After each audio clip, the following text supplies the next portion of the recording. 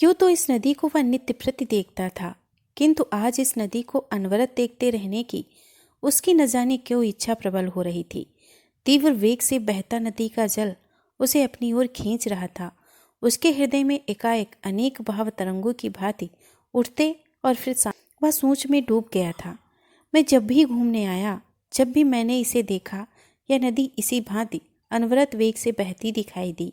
शायद इसे किसी लक्ष्य तक पहुंचने की जल्दी है, लेकिन इसका वह लक्ष्य क्या हो सकता है? नदी के जल का भी लक्ष्य होने लगा। हा हा हा।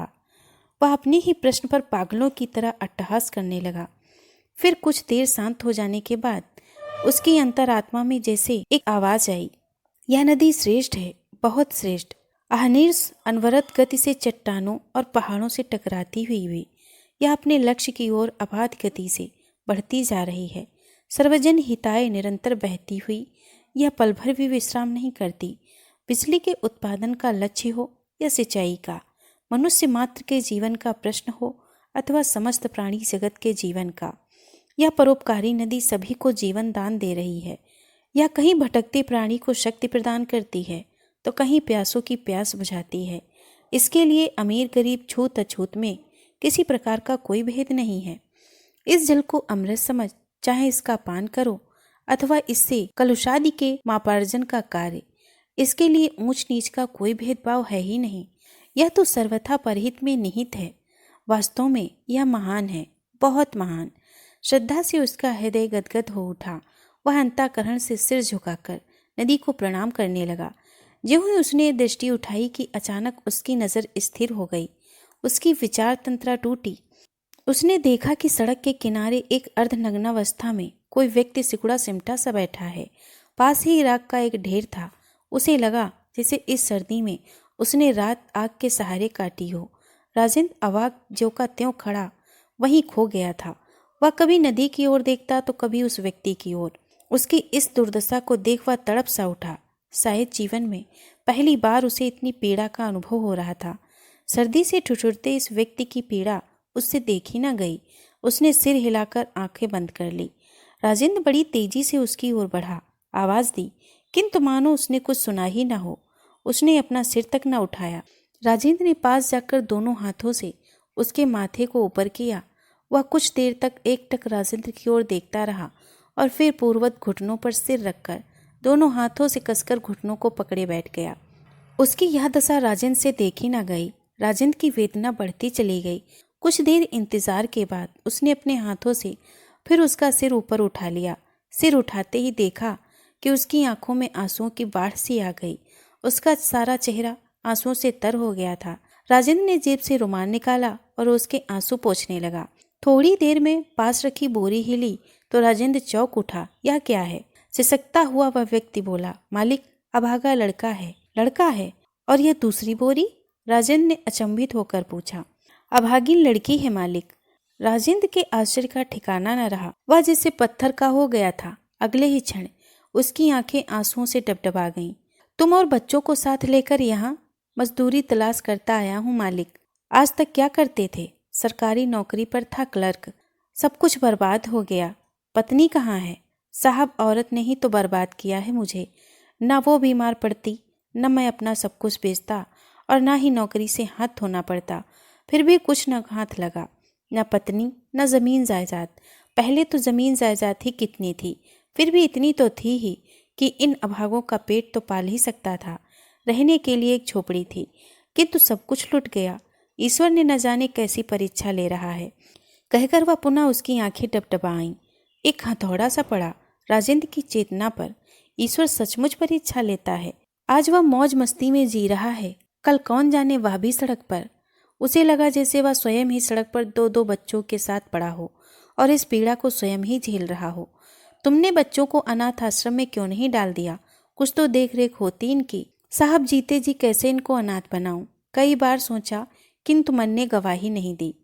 कुछ लोगों ने कहा कि सरकार इस समय गरीबों को मदद दे रही है। हाथ जोड़ जोड़ कर थक गया। कई अर्जियां लिखीं, परंतु सरकार के कानों में जू तक न रेंगी।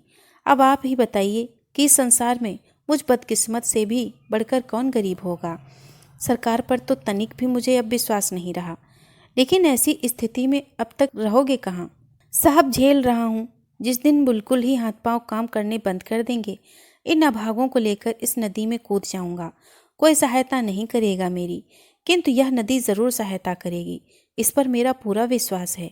अपने कठोर जीवन में राजेंद्र पहली बार इतना भावुक हुआ था, जब हर बात पर उसकी आंखों में आंसू छलक आए। वह रह रह कर अपने को कोसने लगा। किसी के पास तो न खाने को अन्न का एक दाना है और न तन ढकने के लिए कपड़े का टुकड़ा, न सिर छिपाने को किसी छत का सहारा है और न जीवन यापन करने हेतु कोई आजीविका है। किसी तरह जिंदगी जी रहे हैं लोग, और एक मैं हूँ जिसे दिन भर जुआ खेलने और शराब पीने से फुर्सत नहीं। यूं ही अपनी जिंदगी भर की कमाई ऐसो आराम में बर्बाद कर दी है मैंने। मैं कितना गिरा हुआ इंसान हूँ। अपनी इन बुरी आदतों के कारण ही मुझे अपनी योग्य और देवी जैसी पत्नी से भी हाथ धोने पड़े। पास पड़ोसी, सगे संबंधी सभी खो दिए मैंने। सब मुझे घृणा की दृष्टि से देखते हैं, क्यों न देखें। घृणित हरकत जो करता हूँ, मुझ जैसे घृणित व्यक्ति को जीने का क्या अधिकार है। राजेंद्र को जैसे स्वयं से भी घृणा होने लगी थी। राजेंद्र एक उच्च अधिकारी पद से सेवानिवृत्त हुआ था। पैसे की कोई कमी नहीं थी, किंतु वह जरूरत से ज्यादा लालची था।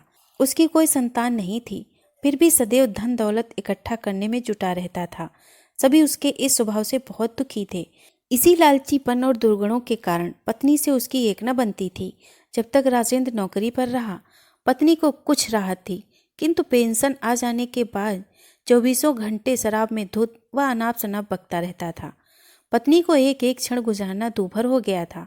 संतान के अभाव में दुखी व राजेंद्र के चिड़चिड़े स्वभाव से परेशान होकर आखिर एक दिन उसने आत्महत्या कर ली। राजेंद्र अकेला रह गया था। अब तो वह और भी विक्षिप्त सा हो गया था। नौकर भी उसकी आदत के कारण दूसरे ही दिन भाग जाते थे। उसके उग्र स्वभाव और विक्षिप्त मानसिकता के कारण कोई उसके पास ठहरता ही न था। मजबूर होकर उसने होटल में खाना शुरू कर दिया था। दिन भर इधर उधर टहलता और बाकी वक्त होटल में शराब पीने व जुआ खेलने में गुजारता। घर तक जाना भी उसने छोड़ दिया था। रह भी क्या गया था उस खाली खाली इतने बड़े मकान में। वह तो उसे खाने को दौड़ता था। सारी कमाई अब धीरे धीरे समाप्त होती जा रही थी। इस तरह अब उसका पेंशन से भी गुजारा नहीं हो रहा था और इस वृद्धाश्रम में उसे एक घूंट पानी का भी सहारा न था। यही सोचकर वह कभी व्याकुल हो उठता था। वह उस मजदूर को बड़े गौर से देर तक देखता रहा। जवान होने पर भी भूख और परिस्थितियों का मारा वह बूढ़ा हो चला था। राजेंद्र ने उसका नाम पूछा। कुबेरदास। कुबेरदास सुनकर उसे हंसी आई। उसके शहर में एक बहुत बड़ा सेठ था जिसका नाम फकीर चंद था। ईश्वर की भी क्या लीला है। फकीर चंद को भरपूर सुख समृद्धि दी और कुबेरदास को कंगाल बना दिया।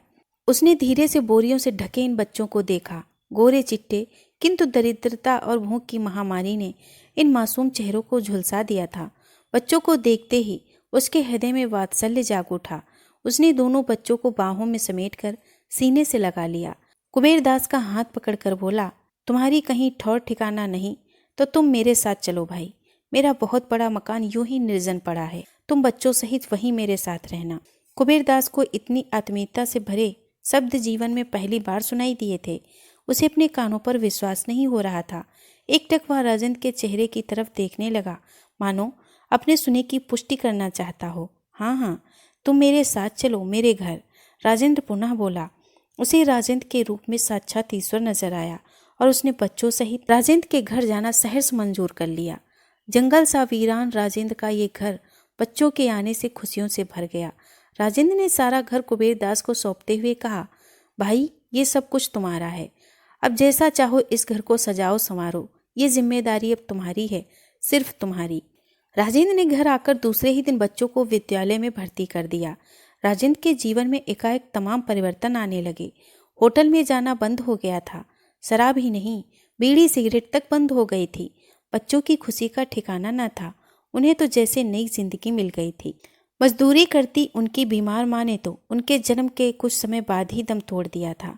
कुबेरदास को लगा कि ईश्वर के रूप में उसे राजेंद्र मिल तो गया और किसी प्रकार की कोई कमी भी नहीं है उसके बच्चों को, किंतु घर में कामकाज ही क्या है जो दिन भर उन्हीं में लगा रहूं। उसने पूरी तरह ठान लिया था कि वह राजेंद्र को समझा बुझाकर कहीं भी छोटी मोटी नौकरी कर लिया करेगा। कुबेरदास की भावनाओं की कद्र करते हुए राजेंद्र ने उसे अपने ही विभाग में सरकारी नौकरी पर लगा दिया था। घर का सारा कामकाज निपटाकर कुबेरदास नौकरी पर जाता और सायंकाल लौटकर सारा काम करता। इससे पहले वह जब तब अपने मनुष्य योनि में जन्म लेने को कोसता रहता था, किंतु अब पूरी तरह से संतुष्ट था। जीवन में किसी और खुशी की चाह अब उसे न थी। राजेंद्र को देखकर सारा शहर बड़ा आश्चर्य करता था। जो राजेंद्र अपनी पत्नी को भी कोई सुख न दे सका, वहीं आज दूसरे के बच्चों को कंधों पर लिए घूमता फिरता था। इन बच्चों में तो वह जैसे अपने आप को ही भूल गया था। राजेंद्र का यह बदला रूप वास्तव में देखने लायक हो गया था। उसके चेहरे का तनाव, उसका उग्र रूप, उसका कट व्यवहार सब जाने कहाँ लोप हो गए थे। सबको विश्वास नहीं हो रहा था कि जीवन भर से पाले ढेर सारी बुराइयों को राजेंद्र ने एक ही झटके में छोड़ दिया। लोग उससे स्नेह करने लगे थे। राजेंद्र में आए इस परिवर्तन से लोग बहुत खुश थे। आज राजेंद्र के चारों ओर खुशियां बिखरी थीं। सारी दुनिया जैसे उसे अपनी ही लगती थी और इस दुनिया के वे सभी लोग जो कभी उसे बहुत बुरे लगते थे, आज उसे अपने लगने लगे थे। आज उसे सिर्फ एक ही पीड़ा थी कि उसकी पत्नी नहीं है। पत्नी होती तो कितनी प्रसन्न होती, किंतु उसके दुर्व्यसनों ने उससे उसकी पत्नी को छीन लिया। वह फिर मन को तसल्ली देता, शायद ईश्वर सचमुच परीक्षा लेता है। वह दुर्व्यसनी न होता तो उसे बुरे दिन न देखने पड़ते, पत्नी को न खोना पड़ता, सारी दुनिया का बुरा न बनना पड़ता। किंतु अब इस सबके प्रायश्चित के लिए ईश्वर ने शायद इन बच्चों को उसके पास भेजा है। यही सोचकर वह निश्चल मन से इन बच्चों की सेवा में जुट गया था। दोस्तों, अगर आपको ये कहानी पसंद आई हो तो प्लीज़ इसे लाइक और शेयर करें। अगर आप हमारे चैनल पर नए हैं तो प्लीज़ इसे सब्सक्राइब करें। धन्यवाद।